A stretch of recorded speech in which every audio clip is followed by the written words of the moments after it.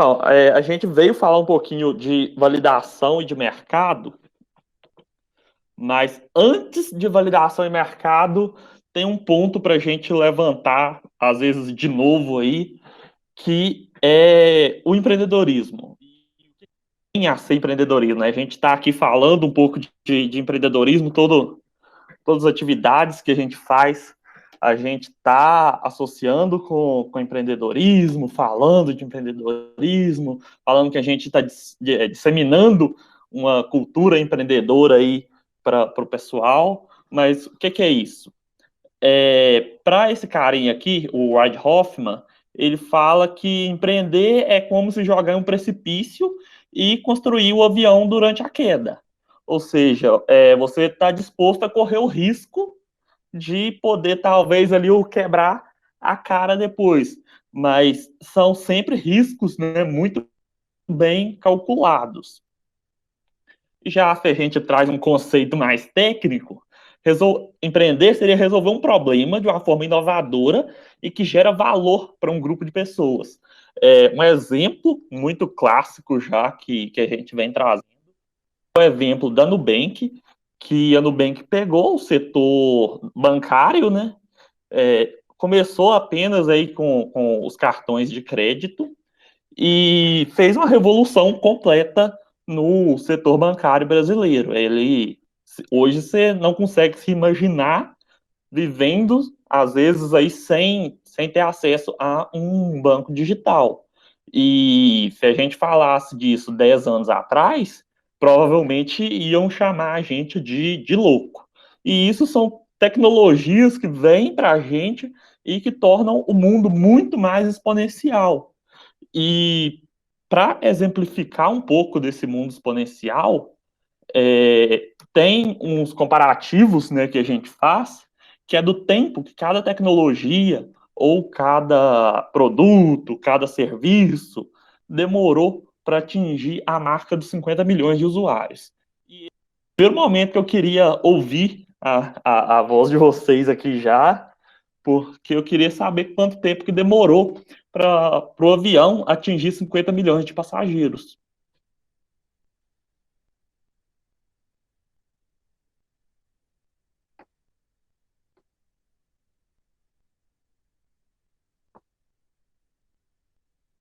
Alguém tem algum chute?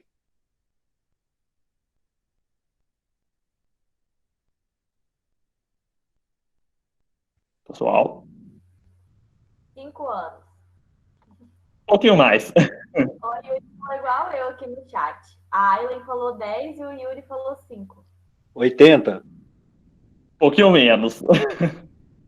É uma boa, pessoal. Se não quiser abrir o microfone também, põe no chat que a Cecília vai falando aí.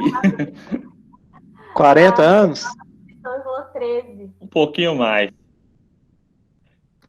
A gente demorou 64 anos entre a criação, né, do avião, aí da gente falando dos primeiros aviões, que começaram um pouco até com caráter talvez militar, digamos assim, e que foi mais disseminado depois da Segunda Guerra, que os aviões que foram utilizados para a guerra passaram a não ter tanta utilidade e começaram a ser utilizados para aviação, para transporte de pessoas também. Aí que deu uma disseminada um pouco maior e deu um boom um pouco maior, porque eu tinha um número muito maior de aeronaves, mas que o investimento tinha sido feito por causa da guerra.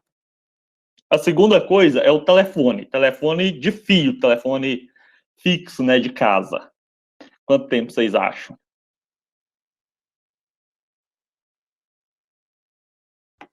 Acho que é menos que o avião, né? Deve ser 10 anos. Mais. A Aileen falou, achou que era 10 também. Mais uns 15? Mais. O pessoal tá falando aqui, William e o Marconi falaram 30. Um pouquinho mais ainda. Foram 50 anos pro telefone atingir esses 50 milhões de usuários. Quase que na média aí 1 milhão de usuários por ano. Mas se eu não estou muito enganado, Quando a gente lançou os smartphones e os celulares, foi um período de apenas 4 anos para a gente atingir os mesmos 50 milhões de usuários. Isso mostra o tanto que a tecnologia ela foi se disseminando rápido, né? O mundo estava mais conectado já, e até mesmo o valor das coisas, o preço e o poder das pessoas mudou muito de acordo com o passar do tempo. Já o cartão de crédito é um pouquinho menos de tempo aí do que o telefone. Alguém arrisca chutar? Vamos ver se nessa alguém acerta. A gente tá ruim de chute até agora. Olha lá, pessoal, o que vocês acham? Última vez que eu fiz essa apresentação, a pessoa conseguiu acertar exatamente o do. 5 anos, palpite do Yuri. Não. Pouco mais ainda. 35, do professor Marconi. Acho que quase. Vamos ver. Foram 28. Foram 28 anos pro cartão de crédito, né, atingir os 50 milhões de usuários. E do cartão de crédito, a gente considera todas as marcas, todas as bandeiras, todos os bancos que usavam o cartão de crédito a nível mundial, né? E se a gente for pegar lá o exemplo lá de trás da Nubank, em 8 anos, se eu não me engano, eles atingiram sozinhos no mercado brasileiro 25 milhões de usuários. Então, assim, já mostra aí de novo o tanto que o poder da tecnologia ele traz esses ganhos de escala, essas economias de escala e essas empresas com muito mais escala, negócios com muito mais escala para a gente.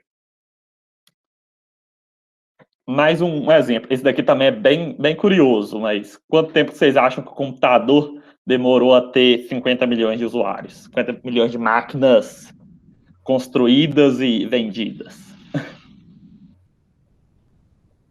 12, palpite do Yuri. Acho que 30. foi mais, eu não tenho certeza. Foram 14, aí já chegou mais perto. Esse daí chutou bem.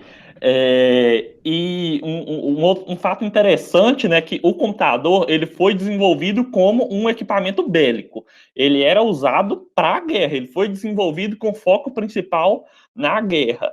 E durante o desenvolvimento era tamanha a falta de noção do que o equipamento iria vir a se tornar, né, que foi feito um levantamento pelos próprios criadores de que o mundo não ia precisar de mais de 3 ou 4 computadores.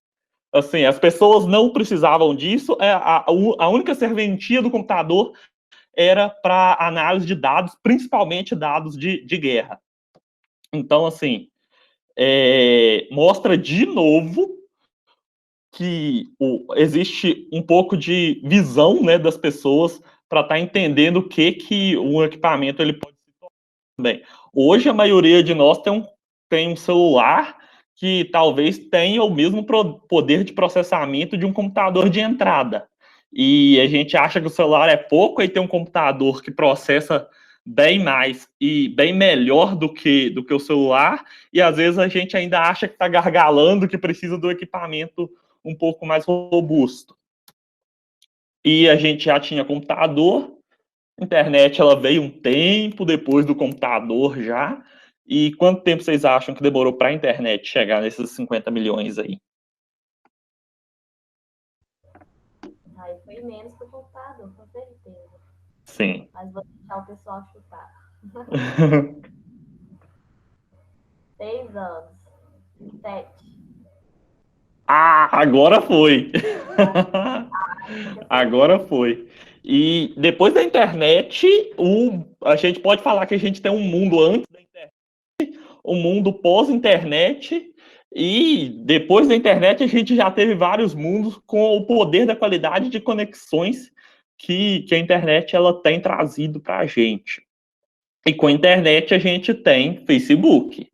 Facebook é um pouco mais recente, e demorou um pouquinho menos de tempo do que a própria internet para atingir os 50 milhões de usuários. Quanto vocês chutariam?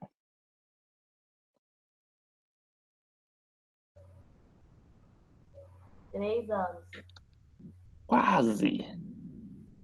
4. Foram 4. Foram 4 anos. E o engraçado é que eu estava vendo uma biografia do Mark Zuckerberg.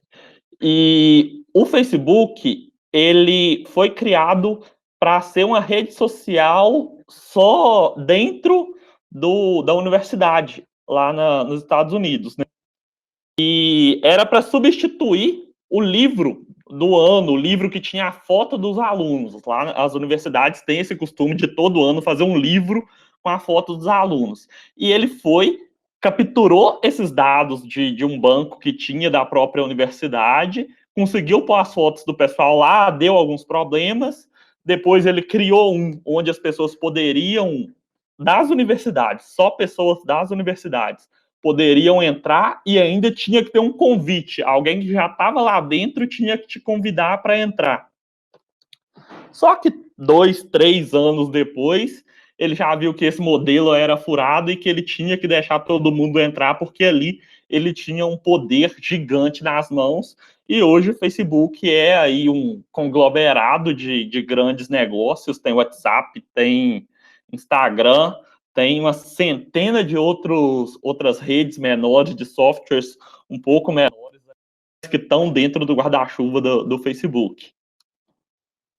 E depois do Facebook, a gente tem esse daqui, que é um pouquinho mais recente já. A gente já estava super conectado, smartphones bombando, maioria das pessoas com acesso. E quanto tempo que demorou? O que vocês acham?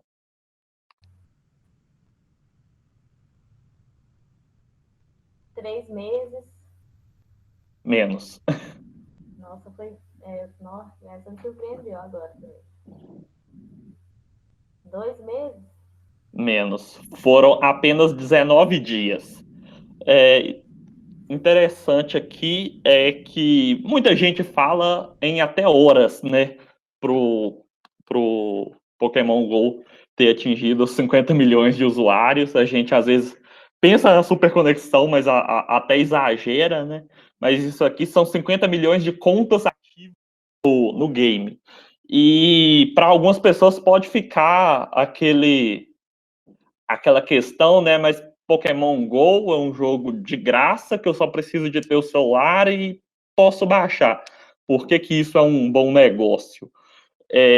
O dado que a fabricante do jogo disponibilizou é que em 2 anos, entre o lançamento e quando o jogo comemorou o aniversário de 2 anos, é que o jogo ele já tinha feito mais de 2 bilhões de dólares de receita, só com as features vendidas dentro do jogo. E o gasto, né, para ter um jogo desse, ele é grande, mas ele possibilita um ganho de escala muito grande também, porque você não tem exatamente o custo de cada pessoa que está acessando ali. Você tem uma base e dentro daquela base muitas pessoas podem ir acessando sem precisar de uma expansão de espaço físico, expansão de produtos gastos um para um. Então, assim, possibilitou um ganho de escala muito grande. Aí, só para mostrar como que as pessoas reagiram à tecnologia, né? Dentro de um período de 8 anos, entre a sucessão do Papa de 2005 e a de 2013, o número de pessoas com acesso a um smartphone que provavelmente poderiam estar transmitindo isso aqui, ou no mínimo gravando, tirando foto para mandar para outras pessoas, ele é absurdo. Nessa primeira foto de 2005, provavelmente a mídia estava ali, a TV estava ali representada com câmera, filmando tudo certinho, mas a população não tinha esse mesmo acesso.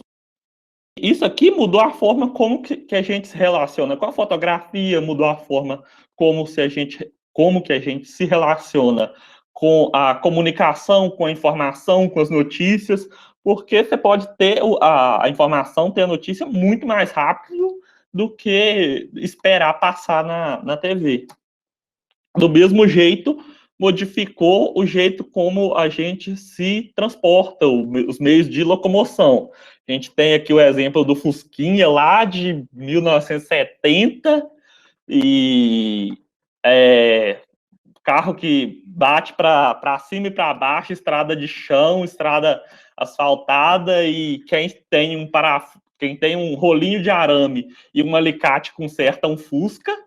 E a gente tem um Tesla aqui dos últimos modelos, os mais tecnológicos, que você tem um painel digital enorme aqui, que você tem o mundo na mão, e inclusive o carro, basicamente, ele não precisa de um motorista mais.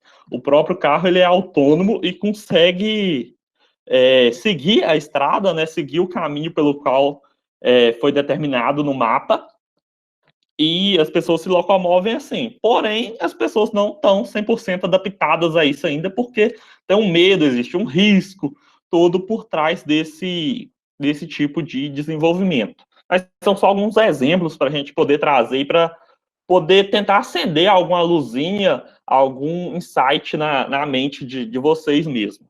E já que eu falei lá atrás que empreender é trazer alguma coisa inovadora, o que é inovação? Se a gente for olhar por conceito, inovação tem que ser algum produto novo que as pessoas vão pagar e que tem uma viabilidade de ser feito em escala. Mas se a gente for olhar o cerne da coisa, o resultado final da inovação é a modificação de processos e costumes. A inovação faz a gente mudar o jeito com que a gente se relaciona com o que a inovação se propõe. Então, por exemplo, o Uber, a gente pode falar que foi uma inovação. A gente tinha um relacionamento com o meio de transporte, um costume de lidar com o táxi, que era secular já, e o Uber, ele trouxe para a gente um costume, um processo todo diferente de como que a gente ia se relacionar com o transporte urbano, e é uma coisa que a gente adora hoje, que a gente usa com muita frequência, tanto o Uber quanto os diversos outros aplicativos menores e locais de transporte urbano também. E da inovação a gente pode dividir em incremental e radical. A inovação incremental é aquela que vem para melhorar um processo, que vem para melhorar um costume, ou ela só otimiza alguma coisa que já existe, né? Então ela vem e adiciona um gerador de ganho dentro do produto ou do serviço. E a inovação radical, que é aquela que vem e é completamente disruptiva. Ela muda completamente a realidade. Aí, de novo, vem o exemplo da Nubank, que mudou completamente a relação com a qual a gente tinha, né, com os bancos. E existem vários tipos de inovação. A primeira delas é a de modelo de negócio, que é quando o negócio se propõe a gerar o mesmo benefício, só que de uma forma diferente. Ele faz um processo diferente para gerar a inovação e para gerar o benefício para o consumidor. O segundo modelo de inovação é a inovação em processo. É quando o processo ele é modificado para otimizar tempo, para gastar menos recurso, para gastar menos mão de obra, ou para diminuir a quantidade de insumos empregados nele. E se você consegue modificar o processo e isso não afeta ou afeta positivamente o produto final, você teve uma inovação ali também. A terceira seria a inovação organizacional, que é quando a empresa se estrutura de uma forma diferente. As startups, por exemplo, são uma inovação organizacional. A gente tem um pouco menos da hierarquia que a gente tinha das empresas antigas. A forma como que as pessoas trabalham é um pouco diferente também. O bater ponto já não é um ponto tão crucial. O importante são as entregas que o indivíduo faz. Isso tudo faz parte da mudança organizacional, e dentro da organizacional, você mudou automaticamente o processo e mudou o modelo de negócio junto. Mas a maior das mudanças foi a organizacional. Tem a inovação em comunicação e marketing, que a empresa modifica o processo como o contato com o cliente ele é feito, tanto das peças de propaganda quanto dos formatos de atendimento, principalmente, aí entra muito a questão do autoatendimento, e a inovação no produto ou no serviço, que é lá na ponta final mesmo, se o produto modificou, se o serviço modificou para melhorar a experiência do cliente, para melhorar a capacidade de gerar benefício para o cliente, existiu uma ação de produto ou de serviço. E, de novo, né, trazendo exemplos, a gente fala bastante, vou já passar o de cá também, porque aí eu falo dos dois de uma vez. A gente fala bastante dessas duas concorrências aí. A Netflix hoje é uma das maiores empresas do setor de entretenimento e comunicação que a gente tem, isso é inegável. E a Blockbuster, não sei se todo mundo chegou a conhecer, mas era uma locadora, era uma rede muito, muito grande de locadoras que teve a possibilidade de adquirir a Netflix lá no começo, quando a Netflix ainda fazia locação de filmes, só que em vez da pessoa ir até a casa, da pessoa ir até a locadora, a Netflix mandava a fita ou o DVD para a casa da pessoa. Só que nesse processo eles já tinham um pouco de mentalidade de que a internet estava surgindo e que eles iam passar para uma plataforma de streaming. E a Blockbuster não quis fazer investimento porque achou que as pessoas não tinham qualidade de internet suficiente para poder assistir filmes pela internet, né? Isso, o investimento que foi pedido na época foi na casa de 18 milhões de reais, e a Blockbuster ia ter mais de 50% aí da Netflix. Mostra como que a falta de visão do pessoal da Blockbuster fez eles perderem um investimento aí bilionário. Aí um outro caso legal é da Netflix contra as redes de TV, em destaque aqui eu trouxe a Rede Globo. Por quê? Mudou a forma como que as pessoas assistem filmes, e por isso até muitos filmes perderam espaço dentro da programação das TVs. E a TV se adaptou muito bem, trazendo programações interativas ali para dentro. Hoje você programa, sei lá, de culinária e consegue definir qual que é o prato que a pessoa vai fazer no dia. Hoje o programa está recebendo algum especialista, e você consegue enviar um vídeo fazendo uma pergunta para esse especialista. Tudo isso são ações que geram uma sensação de pertencimento, e que a Globo conseguiu inovar o suficiente para fazer o que parecia ser um problema, que era a presença da internet, se transformar em um benefício e ainda continuar crescendo muito. Hoje, a televisão aberta, principalmente, ela só não é maior do que o rádio no Brasil. O rádio ainda é o meio de comunicação que mais pessoas têm acesso, principalmente no trânsito. A maioria das pessoas, quando está no trânsito, está com o rádio ligado, por isso que ainda é tão usado. E em locais de trabalho também, principalmente lojas, locais um pouco mais convencionais, tem um rádio ligado ali quase que o dia inteiro também. Outro processo interessante foi da Som Livre, que com a chegada do Spotify, onde as pessoas pararam de consumir o CD, né, ela se adaptou, e hoje a Som Livre é muito mais focada em produzir as músicas para botar lá no Spotify, para o artista poder liberar ela no Spotify, do que para a venda de CDs no fato. Eles tiveram que mudar completamente o modelo de negócio que eles tinham. Aí o exemplo clássico também, não sei se todo mundo chegou a ter contato com esses rolinhos aqui, mas é a câmera de filme, né? E na época que isso aqui era famoso ainda, que a gente usava bastante, a gente tinha um rolinho ali de 14, 16 fotos. Se muito, a gente tinha 24 fotos. E a gente demorava aí uns 7, 8 dias para saber como que a nossa foto ficou. E a Kodak, que era a maior empresa do ramo nessa época aqui, ela já sabia que o mercado ia mudar, e tinha desenvolvido o sensor para esse tipo de câmera aqui, que é a câmera digital. Porém, eles achavam que era legal, mas que não conversava com todo mundo, que as pessoas queriam continuar tirando foto pelo rolinho e continuaram investindo em abrir mais locais de revelação das fotos. A Sony, se eu não me engano, veio e criou o sensor digital dela também, começou a fazer a Cybershots, acho que ficou bastante famoso também, mais gente pode ter conhecido, e revolucionou o mercado de fotografia. A Kodak só foi perdendo mercado, perdendo mercado, perdendo mercado. Veio outras tecnologias que conseguiram colocar esse tipo de sensor da câmera digital nos nossos celulares, e aí disseminou mais ainda.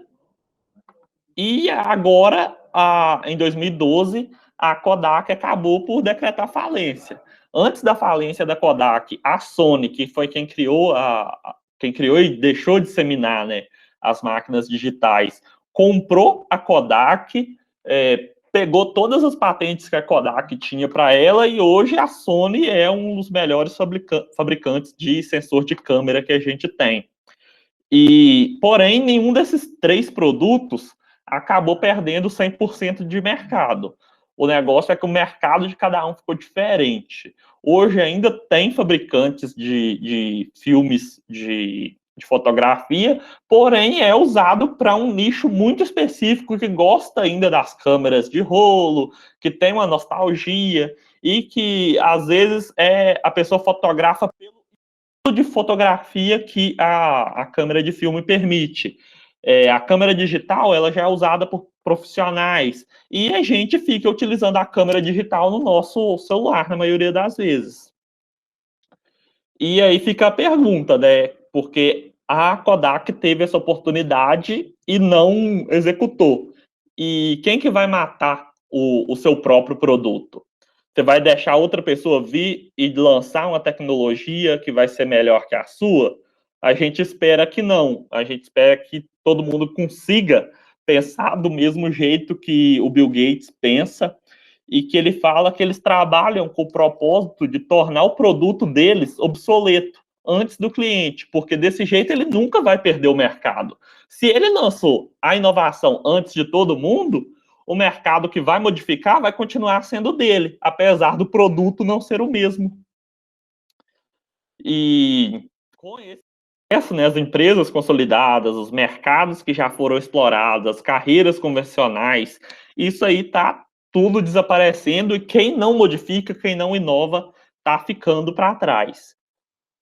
E aí tem o ponto que a gente tem que chegar, né, de hoje. Fiz essa introdução um pouquinho longa aí para a gente chegar nesse ponto, que é não criar um produto e sair procurando a dor. Primeira coisa que a gente precisa é de uma dor. No caso de vocês, as dores elas já foram identificadas. A gente já fez o levantamento. Quando o Innovation Link fez lá, junto com as empresas, junto com os pesquisadores, tudo mais, os levantamentos de quais que seriam as tecnologias que a gente ia trabalhar dentro do Tecnopark Acelera, eles já viram quais que eram as demandas das empresas. Só que vocês têm que conhecer um pouquinho mais da demanda dessas empresas. Só que antes disso, a gente precisa de saber por que as empresas fecham. Isso aqui vai dar uma noção do porquê que a gente tem que saber um pouquinho mais do nosso possível cliente. Um ponto importante é do planejamento prévio. Essa aqui foi uma pesquisa feita pelo Sebrae no ano de 2016 e foram liberados esses dados, né? Isso aqui mostra para a gente que a fase de planejamento ela é muito importante, é nessa fase que a gente está hoje, e que até o tempo de planejamento, o tempo quando bem aproveitado, é claro, ele interfere muito na sobrevivência ou no encerramento de um negócio.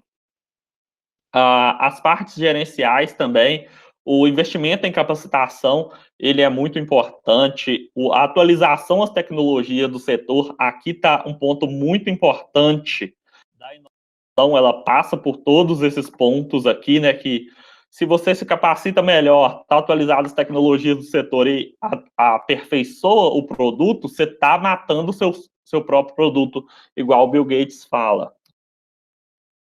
Do diferencial competitivo, também é um ponto interessante.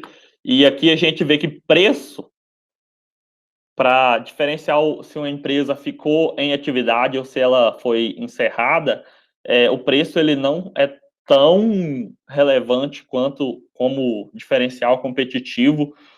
Ter um preço próximo aos produtos similares, ele não vai interferir tanto assim, mas sim a qualidade com que você entrega o seu produto que vai determinar se você fica ou não naquele mercado. O comportamento empreendedor também faz bastante diferença, de estar de olho nos fatos e se antecipar ao que pode acontecer. A busca de informações ela é muito importante para poder atualizar o próprio negócio. A realização de cursos e reuniões, parcerias, tudo isso é muito importante. E as principais dificuldades do primeiro ano de um negócio geralmente são essas aqui, que é formar a carteira de clientes, falta de capital ou de lucro, planejamento, a burocracia, os impostos, a mão de obra, e tem alguns outros problemas que foram elencados lá, que ficaram em percentuais muito menores, que não precisava da gente trazer aqui. E aqui já foi um post que eu vi do João Kepler, que ele fala do porquê que as startups falham e do porquê que as startups morrem, né? E o que mais chama a atenção aqui são esses 14,5%, que é por não atender uma necessidade de mercado. E quando a gente falou no quadro anterior de que tinha uma dificuldade de formar uma carteira de clientes, será se a dificuldade era porque o cliente ele não queria o produto? Será se eles entenderam direito a necessidade do cliente para formar uma carteira, para falar que ia formar uma carteira de clientes? Ou eles desenvolveram alguma coisa tirando do braço e acharam que o cliente ia gostar daquilo? O outro ponto aqui, ó, ser superado pela concorrência. Se o seu concorrente entendeu melhor o problema do cliente, ele vai conseguir ter um diferencial muito maior que o seu. A necessidade, o produto pobre também é um problema que está bem atrelado ao ser superado pela concorrência. E isso tudo, se a gente for olhar aqui e observar no fundo de cada um desses pontos, né, acho que a origem desse sintoma que a gente vê aqui quase sempre vai ser conhecimento do que o cliente precisa. Passa. Aí tá, a gente falou das dores, falou de fazer a solução, mas a gente precisa de fazer o processo de validação, que entra lá no que a Cecília falou no workshop sobre metodologias ágeis, que entender o produto é muito importante. E quando a empresa foca em entender só do produto, o que ela faz? Ela tem um conceito, cria um plano de negócios com esse conceito, sem olhar muita coisa, e acha que, nossa, fiz um plano de negócio de 150 páginas aqui, agora eu vou bombar de vender, já que eu planejei direitinho. Aí vai desenvolver o produto, faz os testes com o produto e lança. Muitas das vezes acaba quebrando a cara. E no final das contas, a gente tem que entender as pessoas. E para entender as pessoas, validar uma dor de mercado, a gente passa por 7 passos. O primeiro passo é o achismo. O achismo é da primeira coisa que vem na nossa cabeça. Olha, se eu estou me propondo a resolver um problema, eu tenho na minha cabeça como que aquele problema eu consigo dar algumas características para esse problema, porém eu não tive contato com o problema e com mais pessoas, com um número maior de pessoas que teve o problema ainda. Às vezes só eu tive contato e eu tenho que ver se mais pessoas tiveram o problema da mesma forma que eu. desse problema, a gente cria uma hipótese. A hipótese é quando a gente consegue escrever o que a gente tinha no achismo. A gente consegue consolidar o nosso achismo. Da hipótese, a gente parte para as entrevistas exploratórias, que aí a gente vai com o público, vai para a rua. No caso, agora a gente não pode ir para a rua, mas a gente pode tentar conversar com as pessoas, ligar, e-mail, WhatsApp, LinkedIn, seja lá como for, é tentar conversar com essas pessoas. Depois da entrevista, você vai ter os dados. Com os dados, você identifica um padrão, que seria o primeiro padrão, né? A partir desse padrão, das respostas, do que você foi sentindo durante a entrevista exploratória, você vai fazer uma segunda entrevista, que é um pouco mais aprofundada, vai escolher, através dessa pesquisa, dessas entrevistas mais aprofundadas, quais que são as dores mais agudas que o cliente aponta, quais que são os pontos cruciais de problema do cliente dentro daquela dor que você se propôs a resolver, vai fazer os cruzamentos para chegar na dor final e no como você vai começar a formatar a solução para resolver o que esse cliente está precisando. E aí a gente traz um fato importante, que apenas 1% das pessoas, 1% dos clientes, tem total ciência de que um problema existe.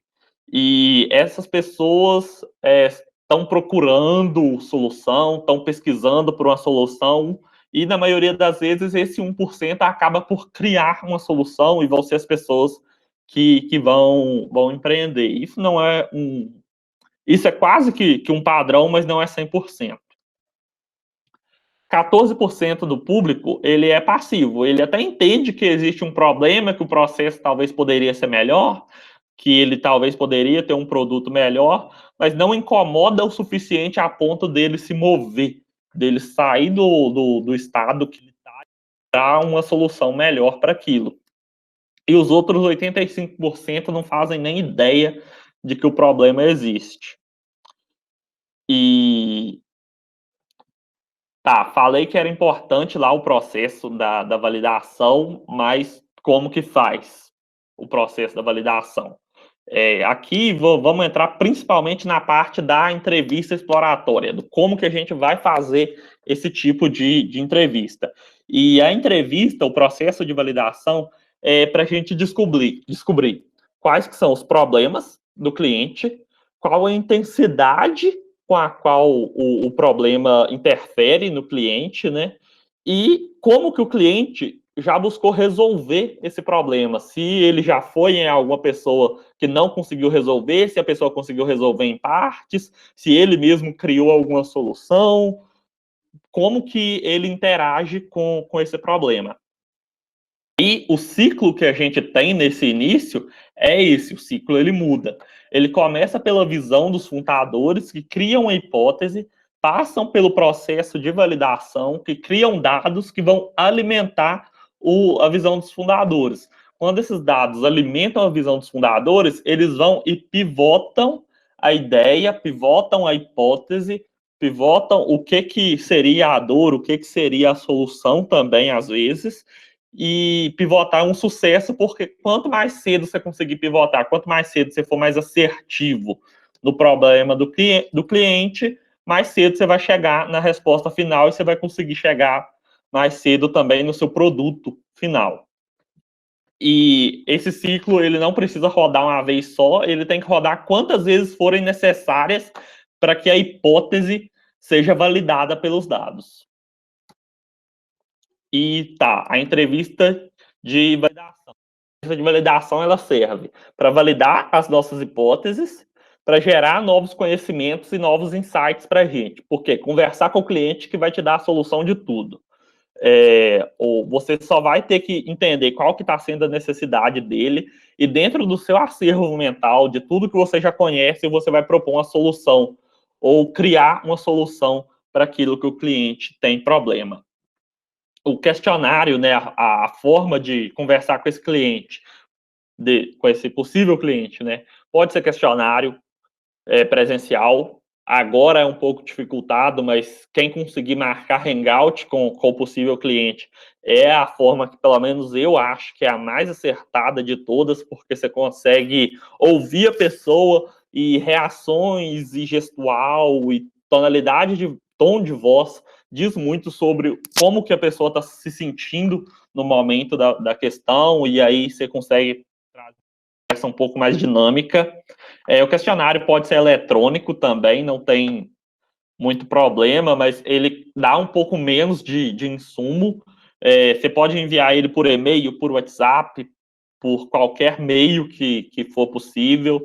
Se quiser, pode conversar com a pessoa por e-mail também, sem um questionário pré-estabelecido, pode ser por WhatsApp, sem um questionário pré-estabelecido. Esse processo ele vai variar de acordo com a disponibilidade de cada cliente. Mas muita atenção. Não, durante esse questionário, né, não é legal usar perguntas que direcionem para determinadas respostas, perguntas do tipo, você usaria um produto que torna não sei o que tal processo mais eficiente? Obviamente que sim, esse tipo de pergunta enviesa completamente a resposta do possível cliente.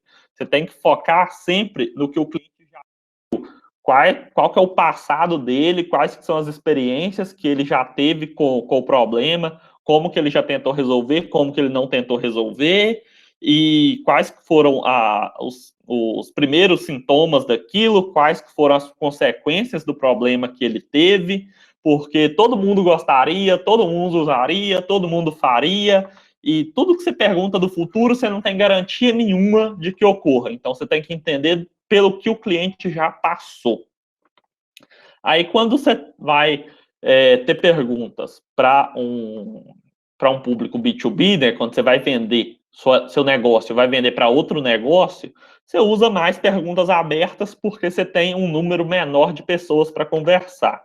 E porque os problemas, às vezes, são um pouco mais fundos, estão em lugares um pouco diferentes do que parecia de cara. Já no B2C, quando você vai vender direto para o cliente final, para o público geral, é mais interessante você fazer perguntas fechadas, porque dá mais assertividade para o seu questionário, você consegue ter uma amostra um pouco maior também.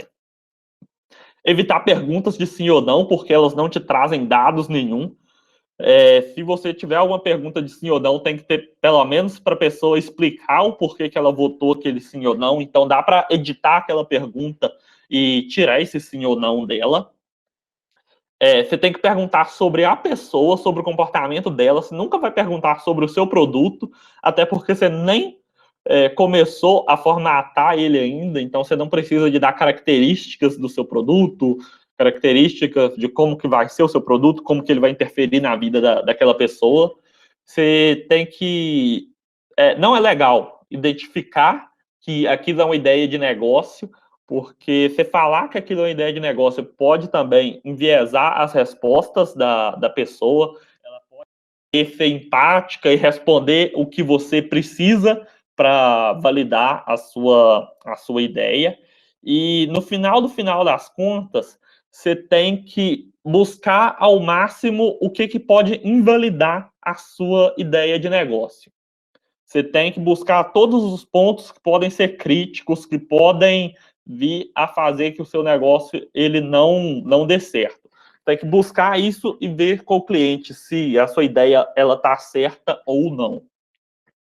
E aqui tem algumas perguntas, né, que o pessoal geralmente faz, só que se vocês lembrarem do que estava escrito ali atrás, nem todas essas perguntas estão 100% de acordo com o que deveria ser uma entrevista. Dessas perguntas aqui, dois exemplos, né, de perguntas que são excelentes para esse tipo de validação. Perguntar como que a pessoa decide pela compra do produto, pela compra pela compra do serviço. Perguntar também sobre como que ela identificou o problema, como que ela lida com o problema, e qual foi a experiência dela com determinados problemas. Se ela já tentou resolver de alguma outra forma, qual foi a experiência dela. Isso tudo vai te trazer muitos insights do que fazer e principalmente do que não fazer dentro do seu negócio. E para finalizar, esse carinha aqui, o Henry Ford, ele fala que se ele tivesse perguntado às pessoas o que elas queriam, ou seja, perguntasse sobre o futuro, né, elas teriam do que elas queriam cavalos mais velozes. As pessoas não faziam ideia do que seria um carro naquela época. Ela queria só que o cavalo dela andasse mais rápido. E por isso, de novo, que assim, focar sempre em perguntar sobre o que já foi de experiência desse cliente. E aqui eu encerro a apresentação. E agora a gente pode ficar aqui um tempo para a gente discutir. Se alguém tiver alguma dúvida, tiver alguma dificuldade, a gente pode compartilhar agora.